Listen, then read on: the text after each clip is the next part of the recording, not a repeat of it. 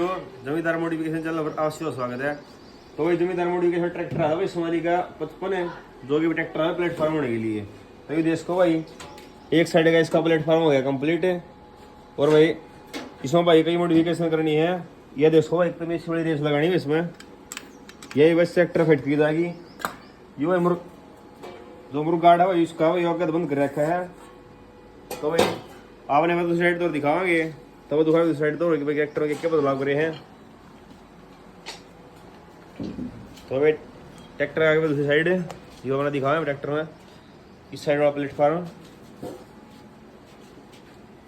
तो ये इसको भाई इस साइड में ट्रैक्टर को प्लेटफॉर्म कर दिया है, ब्रेक कर दिया फिटी साइड वाले। तो भाई बिल्कुल ये बढ़िया काम करेगा वो ओरिजिनल वाला। तो भाई किसी भाई ने करवाना हो तो भाई मिस्त्री का कॉन्टेक्ट कर लियो।